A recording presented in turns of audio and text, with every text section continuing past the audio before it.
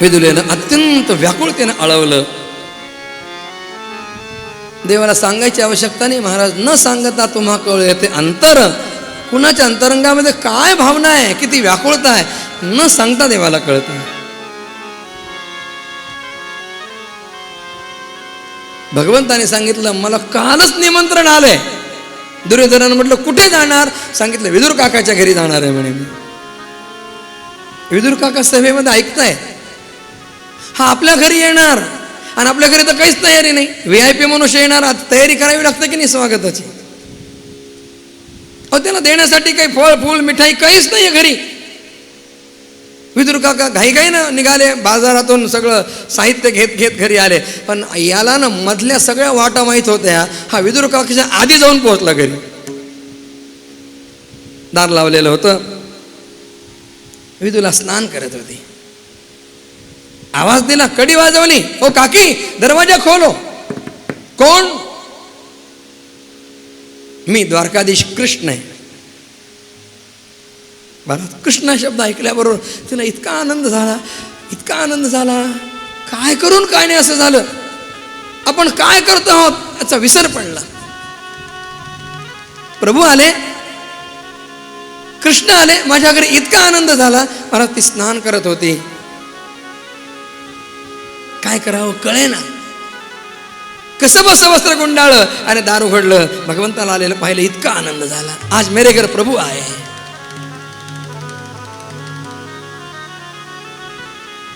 आसनावर बसवलं. भगवंताने म्हटलं, काकी बहुत जोर की भूक लगी आहे. तिने म्हटलं, देवा आधी निरोप पाठवला असता तर सगळा स्वयंपाक करून ठेवला असता. आत्ताच माझं कुठे स्नान झालंय, आता अजून स्वयंपाकाला लागायचंय, वेळ होणार आहे, आत्ता स्वयंपाक करते. भगवंताने म्हटलं, मला धीर धरवत नाही, मला भूक लागली, काहीतरी दे.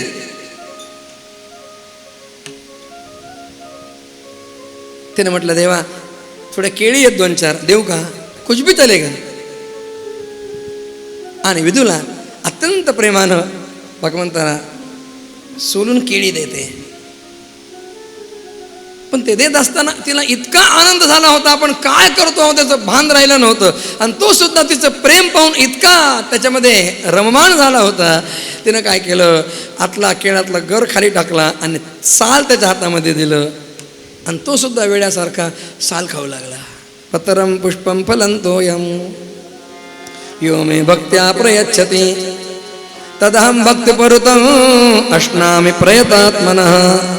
एरपत्र पुष्प फळ भजावयामि स केवळ वाचून या मुचा लाग निष्कळ भक्ती तत्व.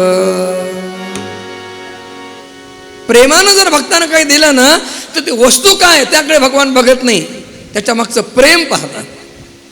प्रेमात राम रमतो प्रेमाला मोलना जगा माझी. हाची सुबोध गुरूंचा रघुरायाला तहान प्रेमाची. थोर प्रेमाचा भुकेला हाचे दुष्काळ तयाला. 2-4 साल खाल्ले केळीचे आणि तेवढ्यात विदुर काका आले. विदुर काकाने ते पाहिलं, ओरडले, अगे काय करतेस, देवाला काय खाऊ घालतेस, डोकं भानावर आहे का? आणि ती भानावर आली. तिनं पाहिलं ते, अहो कसं झालं कोणास ठाऊक, भगवंताकडे पाहते. ते काय रागावलेले थोडेच होते. त्याने विदुर काकाला म्हटलं, विदुर काका क्यों डिस्टर्ब किया, काकी बड़े प्रेम से खिला रही थी.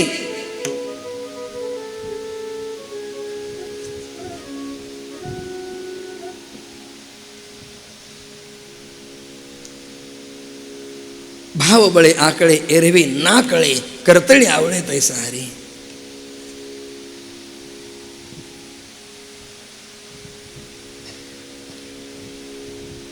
इकडे दुर्योधनानं विदुर काकांना अवमानित करून त्यांना हस्तिनापुराच्या बाहेर घालून दिलं.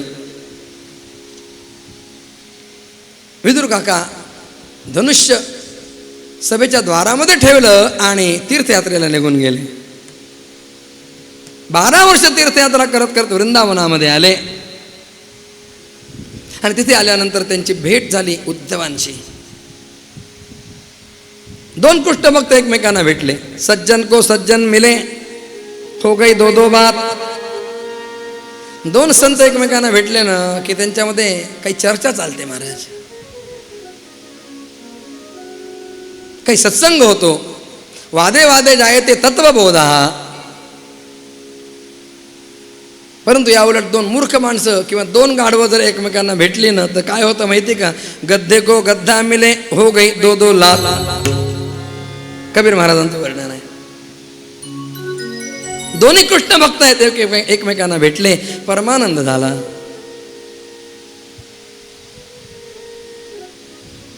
म्हणून तुकाराम महाराज भगवंताला आळवत असत.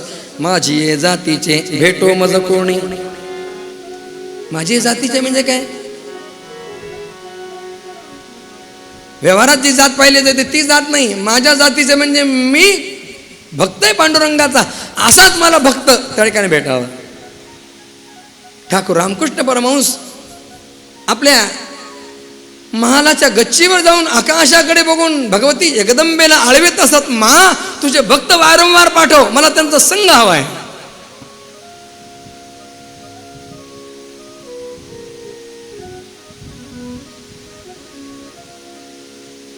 विदुरांनी उद्धवांना म्हटलं, उद्धवजी भगवान श्रीकृष्ण कसे आहेत? तुम्ही भाग्यवान आहात, तुम्हाला लहानपणापासून भगवान श्रीकृष्णांचा संग आहे, तुम्ही त्यांचे मंत्री आहात. भगवान श्रीकृष्ण कसे आहेत? श्रीकृष्णांचं नाव ऐकल्याबरोबर उद्धवांच्या नेत्रातून असवांच्या धारा वाहू लागल्या.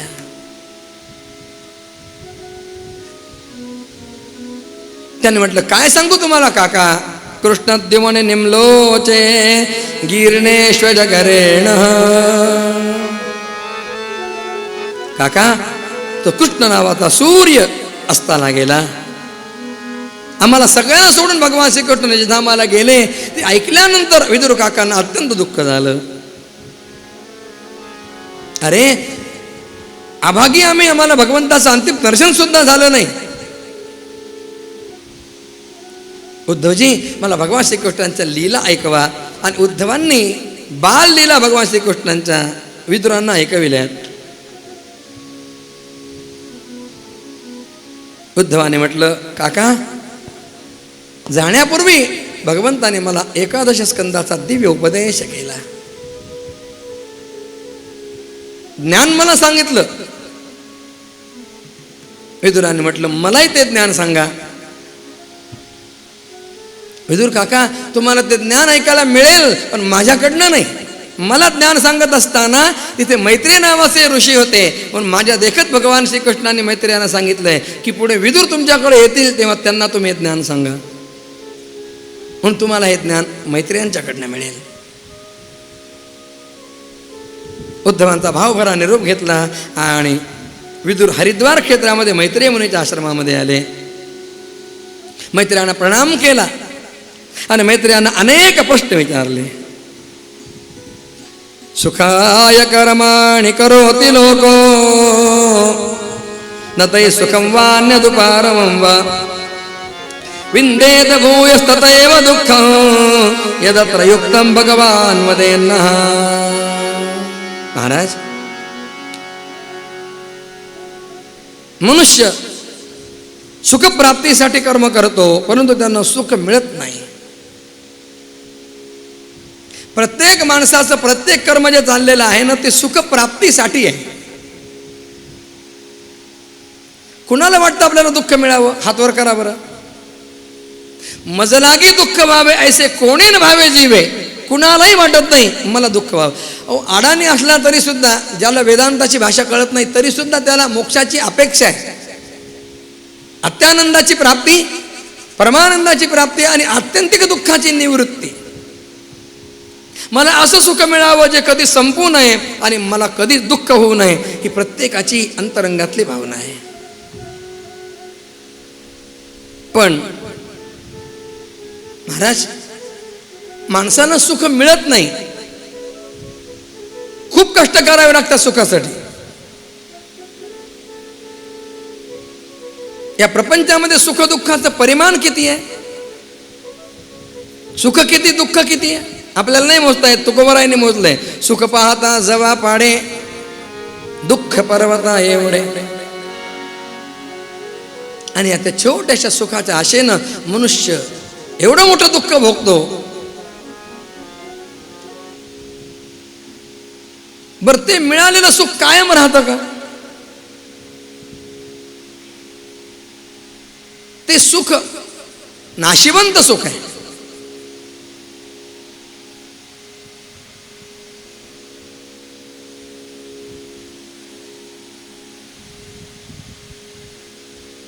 एखाद्याची फार दिवसापासून इच्छा आहे की आपल्या घरी फॉर्च्युनर गाडी यावी. गाडी येऊन उभी राहिली दारामध्ये. मला सांगा, ज्या क्षणी गाडी दारात येऊन उभी राहते त्या क्षणी जो आनंद असतो तो आनंद पुढच्या क्षणी राहतो का?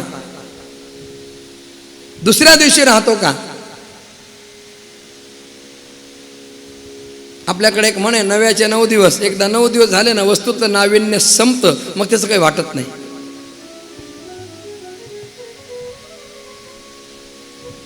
सुखाची प्राप्ती झाली पण ते सुख टिकलं का? ज्ञानेश्वर महाराजांनी सुंदर दृष्टांत दिलाय. एका चित्रकारानं भिंतीवर फार सुंदर चित्र साकारलं, अप्रतिम रंग भरले.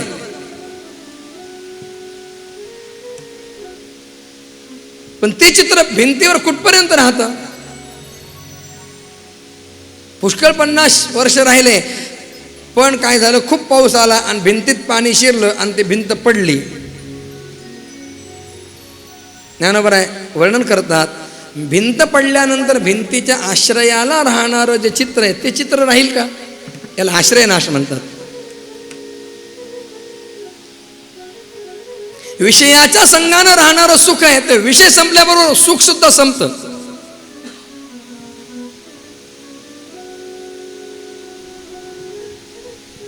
विदुराने नेमका प्रश्न विचारला, महाराज, असं सुख जे कधी संपणार नाही, सरणार नाही, विटणार नाही, असं कशाने मिळेल? याला समर्थाने सोलीव सुख म्हटलं. मैत्रियानं म्हटलं, विदुरा, खूप सुंदर प्रश्न तुम्ही विचारले. विदुरा, असं जर न सरणारं सुख हवं असेल ना, तर ते सुख फक्त भगवंताच्या लीलांमध्येच आहे, अन्यत्र कुठे नाही. आणि म्हणून मी तुम्हाला आता ते भगवन् लीला योग मायोपबृहिता विश्वस्थित भवांतार्था वर्णया मेनुपूर्वशः, विश्वाच्या उत्पत्तीपासून मी तुम्हाला भगवंताच्या लीला सांगतो. आणि मैत्रियाने सांगायला सुरुवात केली. भगवंताने ब्रह्मदेवाला निर्माण केलं, त्याला ज्ञान दिलं, सृष्टी निर्माण करा सांगितलं. ब्रह्मदेवानं वैकारिक तामस तैजस 3 सर्ग केले, चतुर्दश भुवनात्मक ही पृथ्वी निर्माण केली. आणि आपल्या मनामध्ये चिंतन केलं आणि मनापासून 4 मानसपुत्र ब्रह्मदेवाच्या निर्माण झाले, सनक, सनंदन, सनातन आणि सनत कुमार. या सनत कुमारानं सांगितलं, वनात जा, भगवत तपस्या करा आणि भगवंताच्याकडनं सृष्टीच्या विस्ताराचं ज्ञान मागा. त्या सनत कुमाराने म्हटलं, आम्ही अनेक जन्म हे केले, आम्ही आता या भानगडीत पडणार नाही, आम्ही सरळ भगवंताच्या दर्शनाला जाणार. आणि ते सनत कुमार सरळ वैकुंठाला आले. भगवंताच्या दर्शनार्थ तिथे दारामध्ये जय आणि विजय नावाचे द्वारपाल होते. त्या जय विजयाने सनत कुमारानं अडवलं, त्यांची थोडी चेष्टा केली. सनत कुमारांना राग आला आणि सनत कुमाराने त्यांना शाप दिला, तुम्ही इथे राहायला लायक नाही आहात, तुम्ही राक्षसाच्या जन्माला जाल. आतून भगवान आले.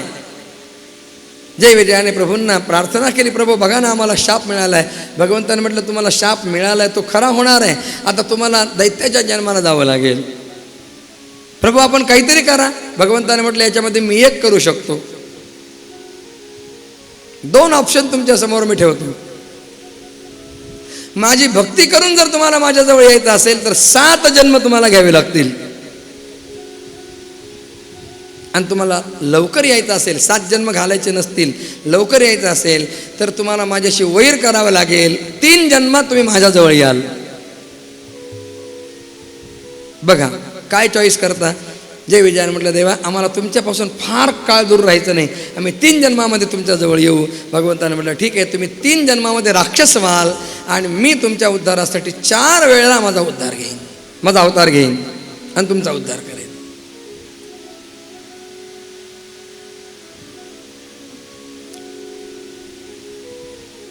यानंतर ब्रह्मदेवाने आपल्या शरीरापासून 10 पुत्र निर्माण केले. मरीची, यात्री, पुलह, पुलस्त्य, क्रतू, भृगु, अंगिरा, वसिष्ठ वगैरे. सांगितलं वनात जा, भगवत तपस्या करा, सृष्टीचा विस्तार करा.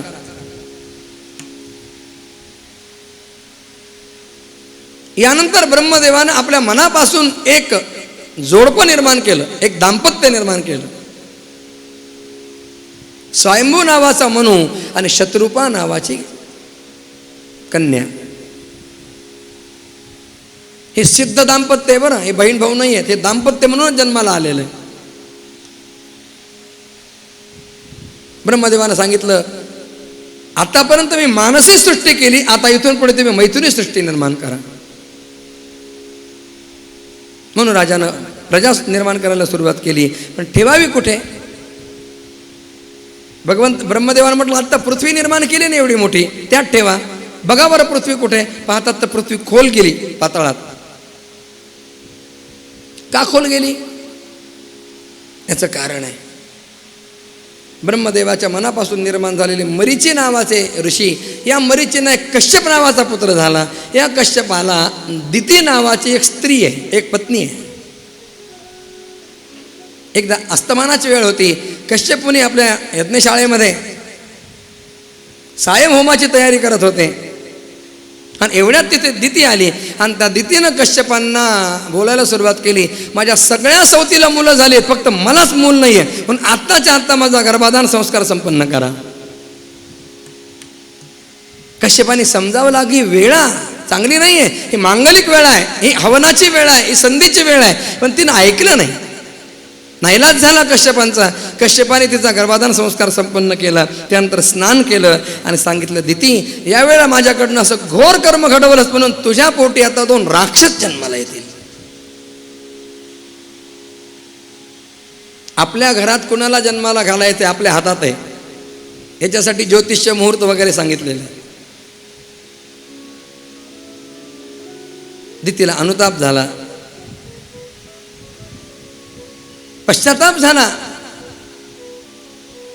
कश्यपांची क्षमा मागू लागली. आता राक्षस जर जन्माला आला तर माझा उद्धार कसा होईल?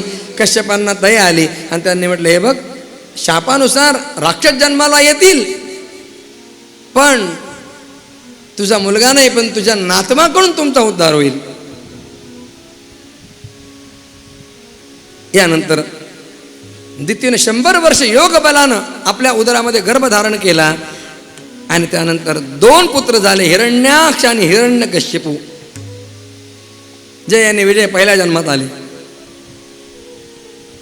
हिरण्याक्षानं गदा घेतली आपल्या खांद्यावर आणि दिग्विजय करण्यासाठी निघाला. वरून लोकांवर आक्रमण केलं. तेव्हा नारदाने त्यांना सांगितलं, अरे दुबळ्या लोकांशी काय लढतोस, बरोबरीच्या लोकांशी लढावं. त्यानं म्हटलं माझ्या बरोबरीचा कोण आहे? नारदाने म्हटलं बघ, तुला कुठे शोधत बसायची गरज नाही, तू काय कधी पृथ्वी घे आणि रसातळाला जा, आपोआप तुझ्या बरोबर युद्ध करणारा तुझ्या तोडीस्तोड योद्धा तुझ्याजवळ येईल.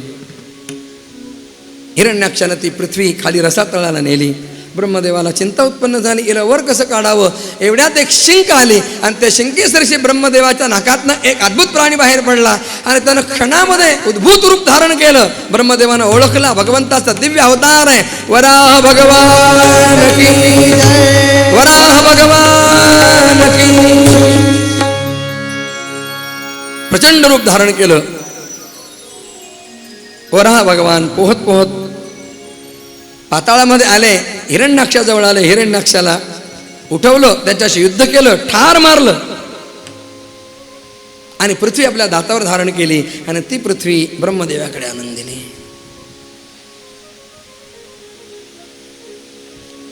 सगळ्यांनी भगवान वराहांचा जय जयकार केला. वराह भगवान की जय. स्तुती केली. जितन जितन ते जित यज्ञ भावन त्रयंतन स्वाम परिधन्वते नमः. यद्रोमकर्तेश लिलिरध्वरा तस्मै नमः कारण सुकरायते. फार सुंदर स्तुती केली. हा वराह म्हणजे सामान्य नाही आहे महाराज. वराहांच्या रोम रोमामध्ये यज्ञ बसलेले आहेत म्हणून यांना यज्ञ वराह असं म्हणतात. बाहेर फिरतो तो वराह नाही आहे, यज्ञ वराह निराळ आहे.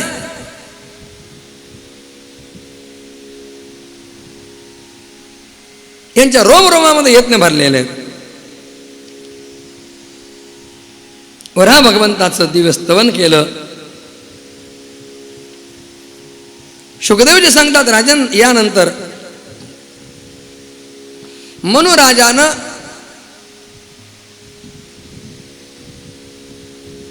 प्रजा निर्माण करायला सुरुवात केली. शत्रुपेभस्त मनुराजाला 3 कन्या आणि 2 पुत्र झाले. आकुती, देवहूती, प्रसूती या 3 कन्या आणि प्रियव्रत आणि उत्तानपाद हे 2 मुलं. यापासूनच पुढे मानवी वंश निर्माण झाला. आपण सगळे मनु महाराजांचे वंशज आहोत. ते पाश्चात्य तत्ववेत्ते आले आणि त्यांनी काहीतरी चुकीचे सिद्धांत आपल्यामध्ये पसरवले आणि आपण सुद्धा तेच धरून चाललो. तो डार्विन आला आणि त्या डार्विन उत्क्रांतीवादाचा सिद्धांत मांडला. डार्विननं म्हटलं की माणूस आधी मागासलेला होता, माणूस आधी माकड होता आणि त्या माकडाचं रूपांतर माणसामध्ये झालं. हे चुकीचं आहे. प्रज्ञाचक्षु गुलाबराव महाराजांनी या डार्विनचा सिद्धांत खोडलाय, त्यांनी सिद्ध केलाय. जर माणूस हा माकडाचा वंशज असं म्हणावा तर आता इतके माणसं आहेत, मग माकड नावाची जात शिल्लक राहायलाच नको.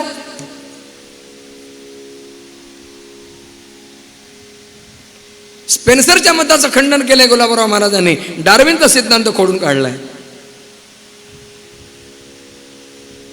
आपले मूल पूर्वज मनु महाराज आहेत आणि मनोह अपत्यम पुमान इथे मानव, हा मनु महाराजांचे वंशज आपण मानव आहोत. आपले पूर्वज मनु महाराज मागासलेले नाही आहेत, ते अत्यंत प्रबुद्ध आहेत. आणि मनु महाराजांनी पुढे आपली प्रजा कशी वागली पाहिजे याची आचारसंहिता आधीच निर्माण केली, आधीच घालून दिली. याला मनुस्मृती असं म्हणतात. प्रत्येक वर्णाच्या मनुष्यानं कसं वागावं, ब्राह्मण, क्षत्रिय, वैश्य, शूद्र, आचारसंहिता मनु महाराजांनी तयार करून दिली.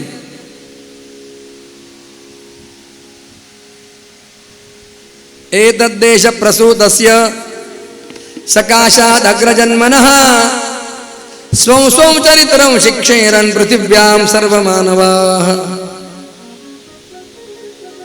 कोणी कसं वागावं. आजकाल मनुस्मृती जाळण्याचे प्रकार होते. एका ठिकाणी मनुस्मृती दहन होतं म्हणून तिथे जाळणाऱ्या लोकांच्या जवळ जाऊन विचारलं एकानं, का हो ही मनुस्मृती जाळताय तुम्ही, याच्यात काय आहे मनुस्मृतीमध्ये? त्यानं सांगितलं ही मनुस्मृती नाही आहे, दुसरंच काहीतरी कादंबरी आहे. आम्ही आपलं त्याला लोकात क्षोभ व्हावा म्हणून एक जाळतो आहोत. बरं, मनुस्मृती जाळायला निघाला, काय मनुस्मृतीमध्ये तुम्हाला वाईट वाटलं, वाईट दिसलं म्हणून तुम्ही जाळायला निघाला? त्यानं म्हटलं कोणास ठाऊक, आम्ही कोणी वाचली मनुस्मृती, पहिल्यापासून सगळे जाळत आले म्हणून आम्ही सुद्धा जाळायला लागलो.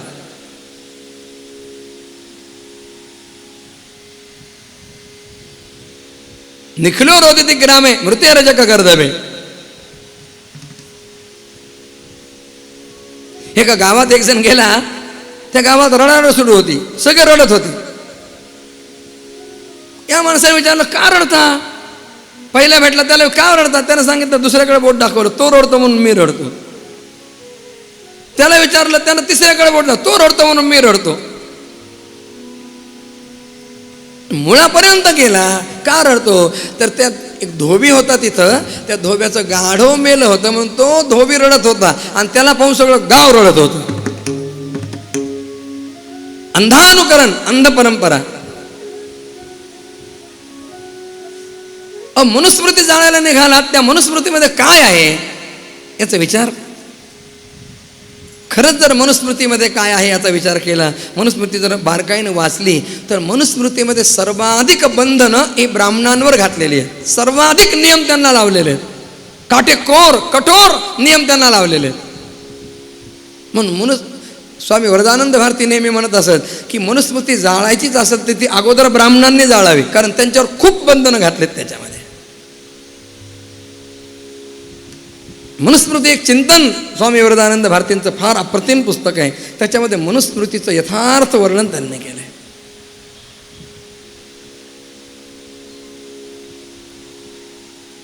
एखाद्या ब्राह्मणाला पहाटे 3 वाजता ब्राह्म्य मुहूर्तावर उठून रात्रीपर्यंत षटकर्माचं आचरण सांगितलंय करायला, त्याला मोकळीक नाहीये. आणि दिवसभर त्यानं एवढं सगळं केल्यानंतर जे पुण्य त्याला मिळणार आहे ना, एखाद्या शूद्रानं अशा ब्राह्मणाला नुसता एक नमस्कार जरी केला तरी सुद्धा त्याला ते सगळं पुण्य नुसत्या नमस्कारानं मिळणार आहे. मग फायद्यात कोण आहे? सकाळपासून रात्रीपर्यंत काबाड कष्ट करणारा फायद्यामध्ये का नुसता नमस्कार करणारा फायद्यात आहे?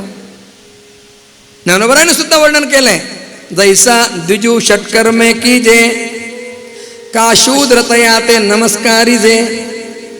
षटकर्माचं आचरण करणारा ब्राह्मण त्याला जे पुण्य आहे तेच अत्यंत श्रद्धेनं अशा आचार विचार संपन्न ब्राह्मणाला नमस्कार करणाऱ्या शूद्राला सुद्धा तेच पुण्य आहे. मग सांगा, मनुस्मृतीनं बंधनं कुणावर जास्त घातली आहेत?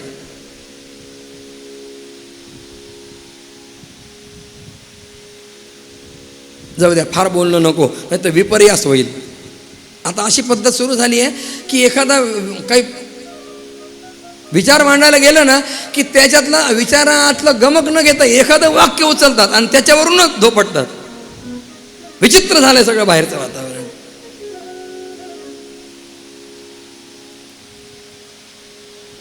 म्हणून महाराज अत्यंत प्रबुद्ध आहेत. मनु राजाला 3 कन्या आणि 2 पुत्र आहेत. राजन, या 3 कन्यांपैकी देवहूती नावाची कन्या कर्दम मुनींना दिलेली आहे. हे कर्दम मुनी कोण आहेत? हे ब्रह्मदेवाच्या सावलीपासून निर्माण झालेले आहेत. छायायाम कर्दमो यज्ञ,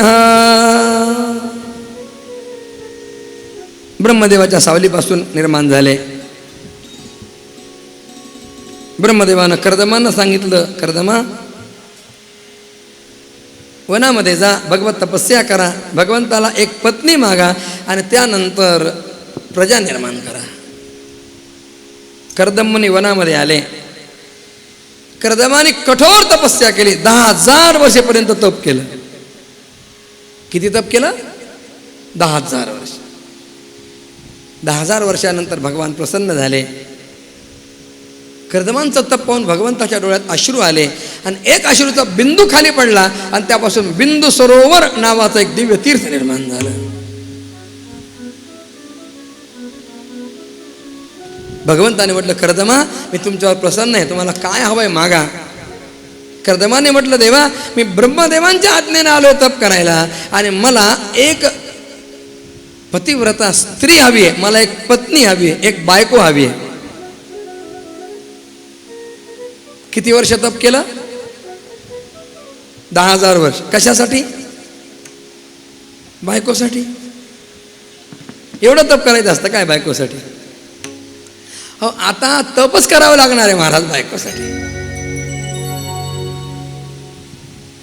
आम्ही लहान होतो ना तेव्हा आम्हाला आठवतं की मुलीच्या बापाला चिंता असे आपली मुलगी कोणाला द्यावी, पण आता उलट झालंय. आता मुलाच्या वडिलांना चिंता आहे मुलगी कोणाची करावी. याला कारण आहे आपणच आहोत.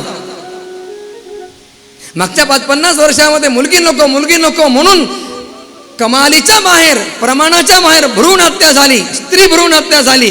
कित्येक लक्षावधी कळ्या आईच्या पोटात खोडल्या गेल्या आणि त्याचा परिणाम संतुलन बिघडलं. मुलींची संख्या कमी झाली, मुलांची संख्या वाढली. मागच्या वर्षी पुण्यामध्ये एक वधूवर मेळावा भरला होता. तुम्हाला आश्चर्य वाटेल, त्या मेळाव्यामध्ये मुली होत्या 9 आणि मुलं होते 150. कसं गुणोत्तर जमणार? सगळीकडे त्या ठिकाणी सगळ्या जातीमध्ये हा फार मोठा प्रश्न सध्या ऐरणीवर आहे.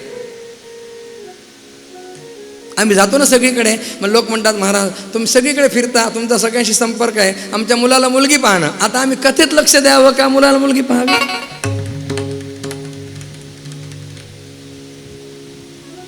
विनोदाचा भाग सोडा, पण हे बघा, स्त्रीला सहधर्मचारिणी म्हटलंय.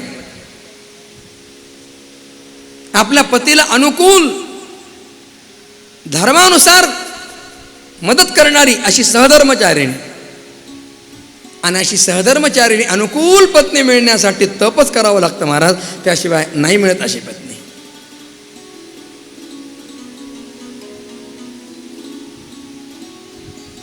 पतिव्रता स्त्री प्राप्त होण्यासाठी साध्वी, पुण्यशीला, सुशीला,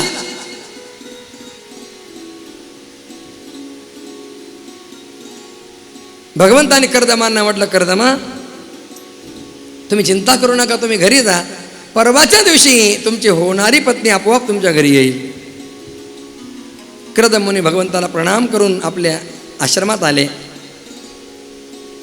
वाटेकडे डोळे लावून नाही बसले, वाट पाहत नाही बसले, आपल्या तपस्येमध्ये निमग्न आहेत. बरोबर भगवंताने सांगितलेल्या दिवशी स्वयंभू म्हणू आपली राणी शत्रुपा आणि आवडती कन्या देवहूती यांना घेऊन रथामध्ये बसून विहार करण्यासाठी निघाले होते, आणि त्यांना सुंदर आश्रम दिसला.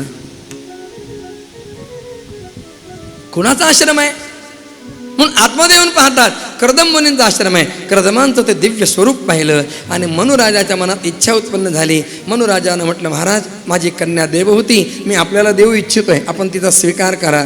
कर्दमांनी म्हटलंय, आधीच भगवंतांनी ठरवून ठेवलेलं आहे. कर्दमांनी देवहूतीची परीक्षा केली, कन्या परीक्षण. प्रत्यक्ष बोललंच पाहिजे, प्रश्न विचारलाच पाहिजे, त्याच्याशिवाय कळत नाही असं नाही. कर्दमाने काय केलं, ते आल्यानंतर त्यांना बसायला आसन दिलं. तिघांनाही आसन दिली बसायला. म्हणून राजा शत्रुपा राणी आसनावर बसले, पण देवहूतीनं पाहिलं, तिनं मनोमन कर्दमानं आपला पती मानलं होतं, आणि तिनं विचार केला की यांच्यासमोर आसनावर कसं बसावं.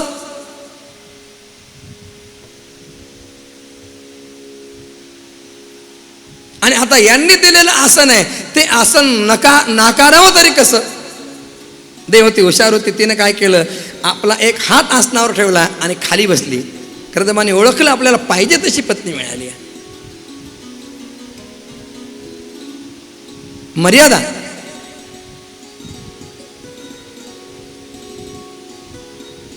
कर्दमाने देवहूती यांचा विवाह झाला.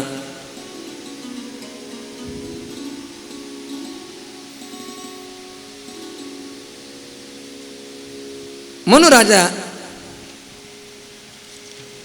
कर्दमांच्या स्वाधीन देवहूतीला करून त्या ठिकाणी निघून जातात. कर्दमांनी गृहस्थ धर्मानुसार मी हिच्या समवेत राहीन, जोपर्यंत तिला संतान होणार नाही तोपर्यंत राहीन, त्यानंतर मी संन्यास घेईन, या अटीवर विवाह केला.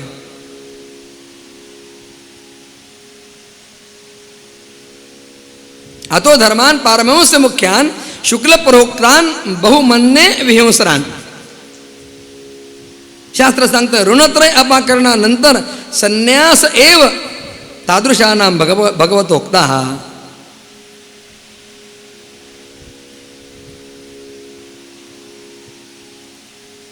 कर्दमाने देवहूती यांचा विवाह झाला आणि दुसऱ्याच दिवशी कर्दमांचं एक अनुष्ठान सुरू होणार होतं. मनुराजा आपल्या मुलीला भावभरा निरोप देतोय. तिला निरोप देत असताना मनुराजाला खूप दुःख झालं. अशुकनुवंस्तात विरहम विमुंचन, अशकुनुवंस्तात विरहम मुंचन बाष्पकला मोह. आपल्या मुलीला छातीशी कवटाळून रडू लागला मनुराजा. नेत्रातून अश्रूंच्या धारा व्हावं लागल्या.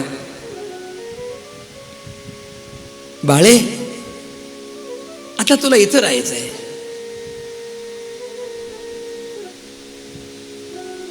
गृहस्थाश्रमी लोकांच्या जीवनामधला हा एक फार करुण प्रसंग आहे महाराज. ज्या मुलीला जन्म दिला, जिला लहानाचं मोठं केलं, तळहाताच्या फोडासारखं जपलं, तिला खूप काळजीनं जपलं, आणि तिला शेवटी विवाह झाल्यानंतर एका परक्या कुळामध्ये तिला तिची पाठवणी करायची.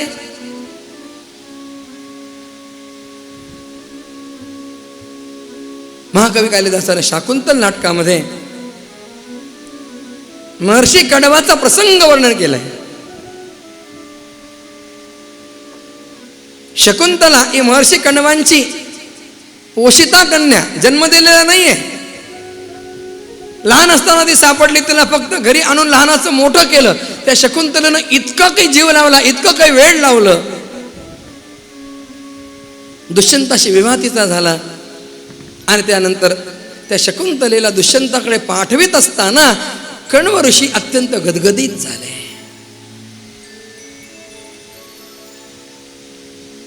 कण्वांना तिचा विरह सहन होईना. कण्व ऋषींच्या डोळ्यातून अश्रूंच्या धारा वाहू लागल्या. महाकवी कालिदासानं सुंदर भाव वर्णन केलाय. यास्यत्यद्य शकुंतले तिरदयं संस्पृष्टमुत्कण्ठया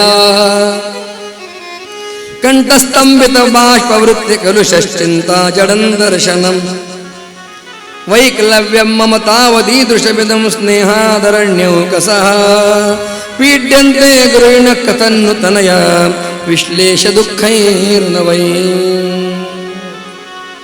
अरे, मी या शकुंतलेला लहानाचं मोठं केलं आणि तिला फक्त निरोप देत असताना माझ्यासारख्या ऋषीला, माझ्यासारख्या तपस्व्याला, माझ्यासारख्या वैराग्याला तिला निरोप देताना इतक्या यातना होतात. काय यातना होत असतील त्या गृहस्थाश्रमी लोकांना की जे त्या मुलीला जन्म देतात, तिला लहानाचं मोठं करतात.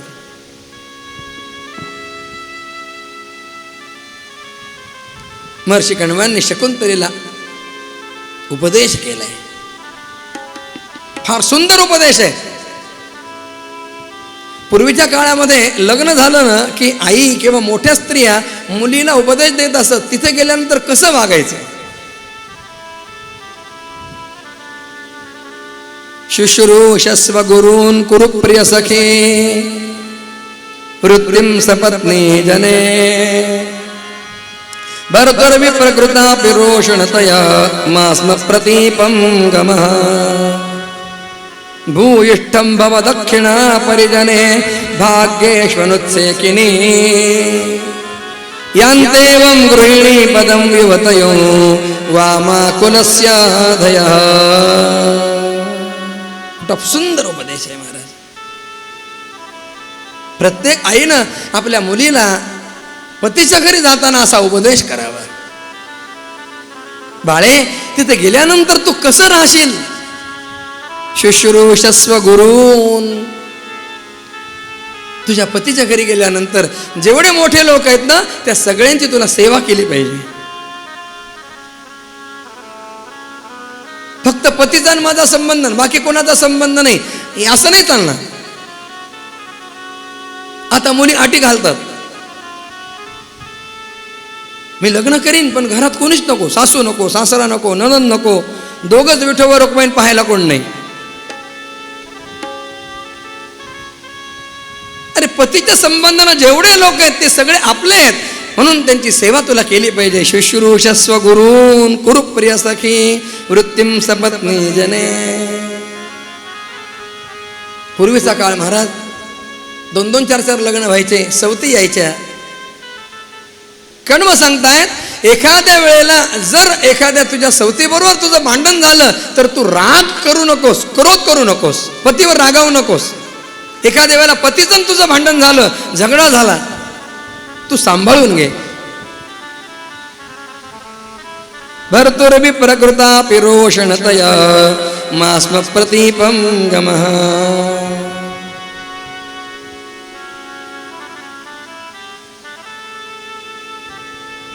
तू स्वतःला सांभाळ, घर तुटू देऊ नकोस.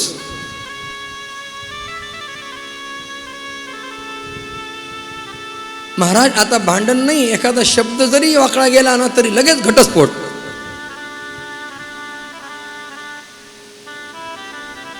त्या कोरोनाच्या काळातली घटना सांगतो. माझा एक वकील मित्र, त्याने मला सांगितलं, महाराज, मी या कोरोनाच्या काळामध्ये एकाच बाईचा 3 वेळेला घटस्फोट केला म्हणजे एका महिन्यात.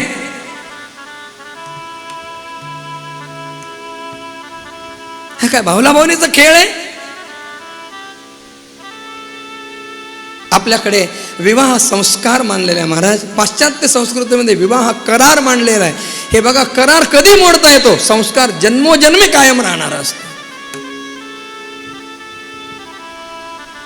आमची भारतीय नारी दरवर्षी वटपौर्णिमेला पूजा करते, दरवर्षी हरितालिकेला पूजा करते. जन्मोजन्मी यांची माझी संगत अशीच राहावी. काय उदात्त भावना आहे महाराज.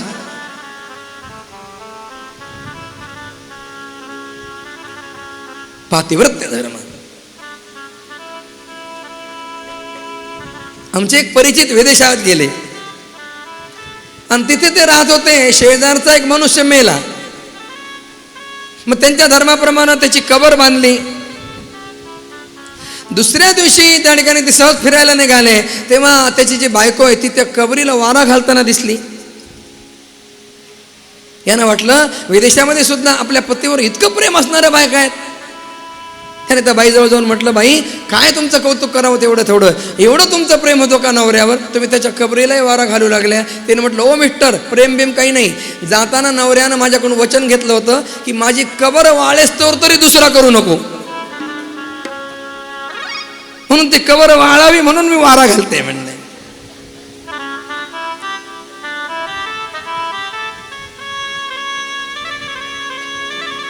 भारतीय संस्कृतीमध्ये जन्मोजन्मी आमचा संबंध राहावा ही प्रार्थना देवाजवळ केली जाते महाराज.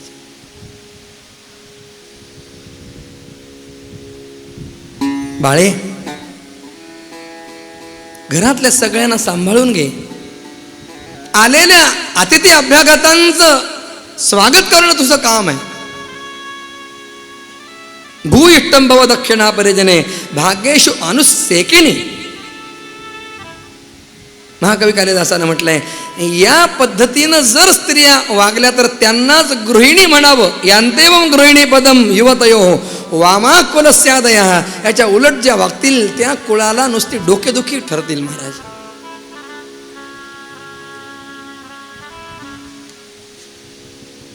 मुलींना पूर्वी कसं वागावं याचा संस्कार दिला जात असे. आता सगळं बदललं. आता आई सांगते मुलीला, तू जा, नुसते 6 महिन्यात जर तुला वेगळं नाही केलं तर माझं नाव. विभक्त कुटुंब. एक सर्वे केला गेला की आजकाल एवढे सगळे संसार का तुटतात, एवढे घटस्फोट का होतात, एवढे काडीमोड का होतात. एका समितीनं सर्वे केला तेव्हा त्या समितीला असं आढळलं की हे सगळे घटस्फोट, हे काडीमोड होण्याच्या मागं मुलीच्या आईची विनाकारण नको तेवढी लुडबुड मुलीच्या संसारामध्ये, आणि त्याच्यामुळे मुलीचा संसार तुटतो. मी क्षमा मागून बोलतो. काय चिकित्सा करायची ना तुम्ही लग्न जमवण्याच्या आधी करा. एकदा मुलीचा विवाह झाला की मग त्या ठिकाणी तिचा संसार जुळेल कसा हे आपण पाहिलं पाहिजे. तो मोडण्याला आपण कारण नाही झालं पाहिजे.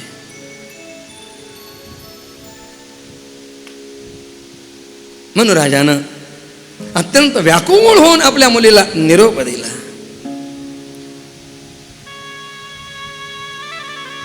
दाटून कंठ येतो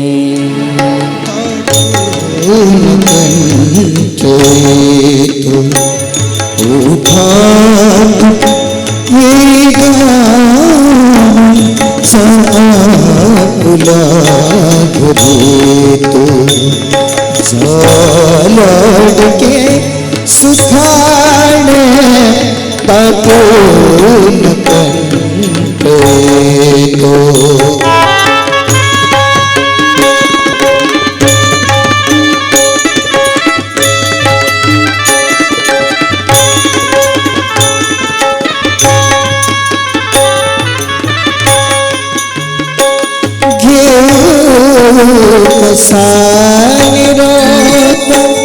तुटतात अर्थ धाके दूर जाता मन राहणार मागे घणात मजा तुझ्याची जाची तयास दे परख्या परे आता मी परख्या परे आता मी इथे फिरून येणे जा तुला घरी तू जा लाडके सुखाने दाखवून कंटे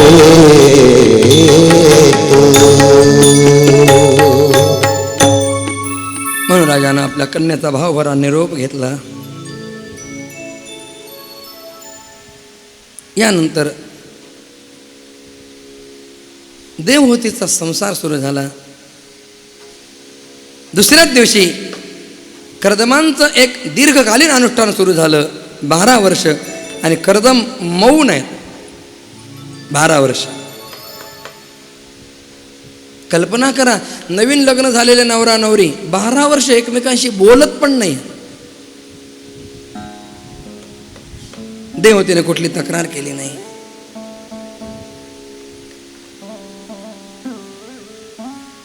देवहूतीने त्यांची अपार सेवा केली. भवानी व भवम प्रभुम असं म्हटलंय. ज्याप्रमाणे भगवान शंकरांची पार्वतीनं सेवा केली त्याप्रमाणे कर्दमांची प्रेमपूर्वक सेवा करू लागली.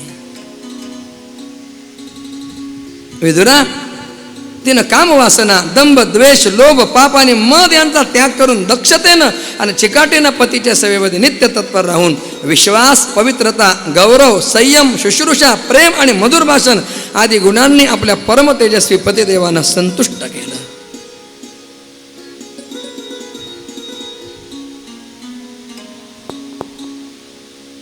दुर्बल झाली देवहूती. उपवास.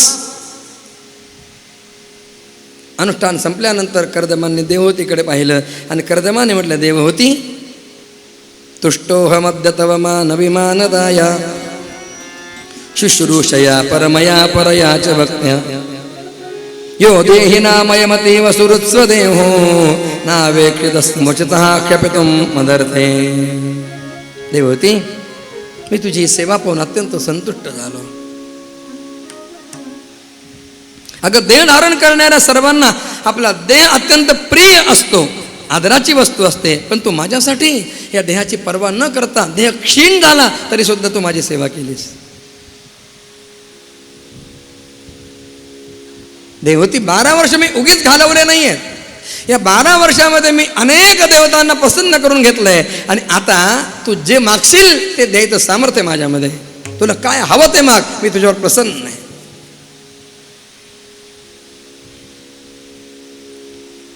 देवहूतीनं म्हटलं, नाथ, जेव्हा एखाद्या मुलीचा विवाह ठरतो ना, तेव्हा विवाहाच्या पूर्वी तिनं काही स्वप्न रंगवलेली असतात.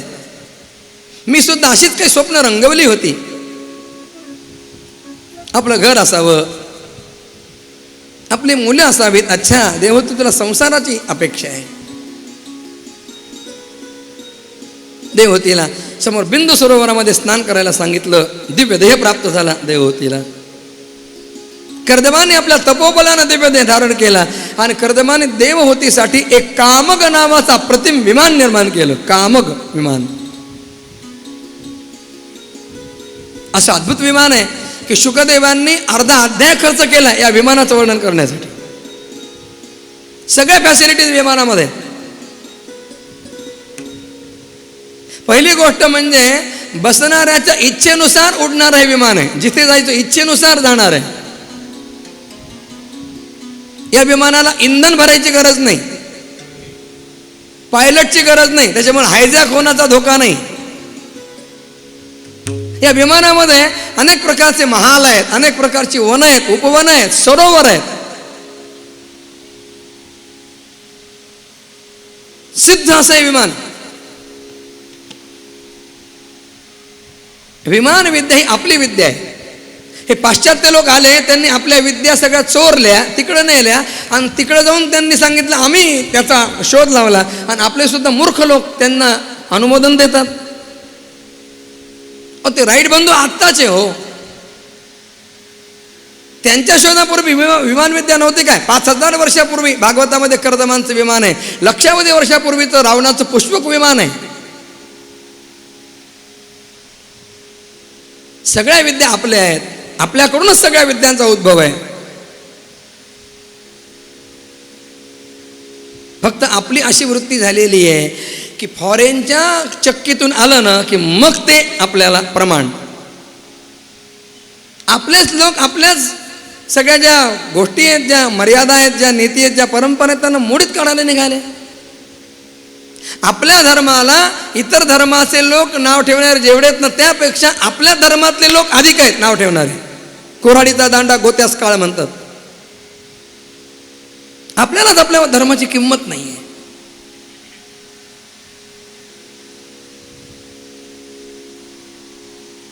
देवहूतीला घेऊन कर्दम आकाशमंडलामध्ये विहार करायला निघाले. अनेक ब्रह्मांड दाखवली आणि त्यानंतर कर्दम मुनी 100 वर्ष विहार करून तिला परत आलेले आहेत. कर्दमांनी काय केलं?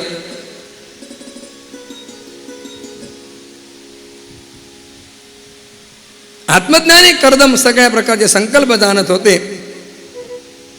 देवहूती संतान प्राप्तीसाठी उत्सुक आहे हे पाहून कर्दमांनी भगवंताच्या आदेशाचं स्मरण करून आपल्या स्वरूपाचे 9 विभाग केले आणि कन्यांच्या उत्पत्तीसाठी एकाग्र चित्तानं अर्धांग रूपानं आपल्या पत्नीची भावना करून तिच्या गर्भामध्ये वीर्य स्थापन केलं आणि यामुळे देवहूतीला एकाच वेळेला 9 कन्या झाल्या. सर्वांग सुंदर अशा, शरीरातून दिव्य असा सुगंध त्यांचा येत होता, अशा त्या शुद्ध स्वभावाच्या कन्या.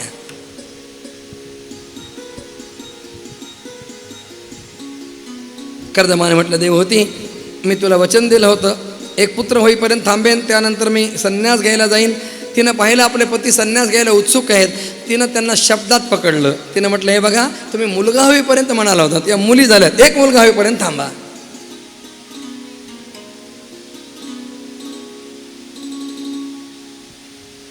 यानंतर कर्दमांनी देवहूतीला फार सुंदर असा महाल निर्माण करून दिला. देवहूती तिथे राहते. कर्दम झोपडीमध्ये राहून आपली तपस्या करतायत. एके दिवशी देवहूती कर्दमांच्या जवळ आली.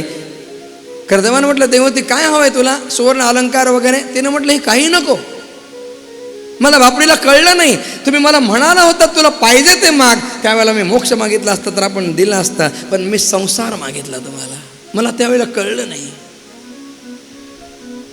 माझं चुकलं, मला उद्धारासाठी काहीतरी ज्ञान द्या. कर्दमानं म्हटलं, देवहूती अगं माझ्याशी तुझा विवाह झाला ना तेव्हा तुझा उद्धार निश्चित झाला. त्याने म्हटलं, नाही मला ज्ञान हवंय. कर्दमाने म्हटलं, अगं तुला ज्ञान सांगण्यासाठी भगवान तुझ्या पोटी पुत्र रूपाने येणार आहेत. परमानंद झाला आणि गर्भवती देवहूतीच्या उदरी भगवंतानी सुमुहूर्तावर आपला दिव्य अवतार ग्रहण केला. कपिल भगवान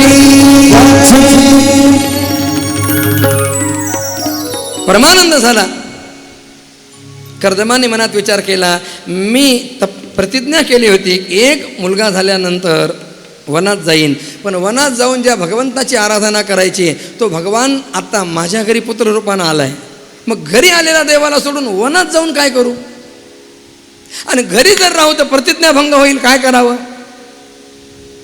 धर्मसंकट निर्माण झालं. कपिलांना विचारलं तेव्हा कपिलांनी सांगितलं, बाबा तुम्ही काही जरी केलं तरी सुद्धा तुम्हाला दोष लागणार नाही, पण बाबा मला असं वाटतं की आत्मज्ञानाचा सूक्ष्म मार्ग बऱ्याच काळापासून लुप्त झालेला आहे आणि त्याला पुन्हा प्रवर्तित करण्यासाठीच मी शरीर धारण केलेलं आहे. बाबा मी आता ज्ञान सांगणार आहे, फक्त आईला सांगणार आहे, तुम्हाला ते ज्ञान ऐकता येणार नाही, आणि म्हणून तुम्ही इथे राहून माझ्या परिच्छिन्न रूपाची उपासना करण्यापेक्षा तुम्ही काय करा, जित्वा सुदुर्जयं मृत्युं अमृतत्वाय मां भज. सगळी कर्म मला अर्पण करीत जिंकण्याला अत्यंत कठीण अशा मृत्यूला जिंकून मोक्षपद प्राप्त करण्यासाठी तुम्ही माझं भजन करण्यासाठी वनामध्ये जा. कपिलांचा निरोप घेऊन कर्दम मुनी वनात गेले. राजाने यानंतर भगवान आता आईला ज्ञान सांगण्यासाठी आलेले आहेत, पण त्यांनी स्वतःहून ज्ञान नाही सांगितलं. ब्रह्मज्ञानाच्या मध्ये असा नियम आहे, ना पृष्ठं कस्यचित ब्रूयात, विचारल्याशिवाय कोणाला सांगू नये. समर्थाने स्पष्ट लिहिलंय, विचारल्या विन बोले तो एक. धन्यवाद. विचारल्याशिवाय ज्ञान सांगू नये. कारण ज्ञानाची लालसा अंतरंगात निर्माण झाल्याशिवाय त्या ज्ञानाचा उपयोग नाही. शेतकरी जमिनीमध्ये बी कधी पेरतो? जेव्हा ती जमीन बीज धारणाला सक्षम होते तेव्हा. पाऊस पडून गेल्यानंतर वापसा होतो म्हणतात, त्यावेळेला त्या ठिकाणी बीज जमिनीमध्ये रोवलं जातं, त्यातून अंकुराची उत्पत्ती होते.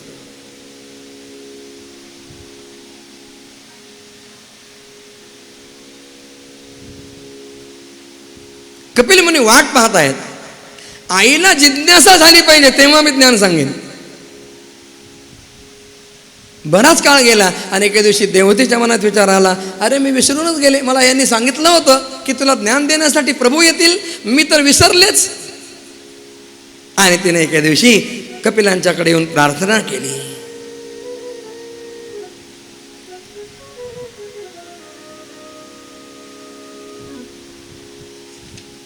नाथ, मी आपल्याला शरण आली आहे. तंत्वागताहं शरणं शरण्यं स्ववृत्य संसार तरो कुठारं जिज्ञासयाहं प्रकृते पुरुषस्य नमामि सद्धर्मविदां वरिष्ठं. प्रभो, मी आपल्याला शरण आलेली आहे. मी या संसाराला विटले.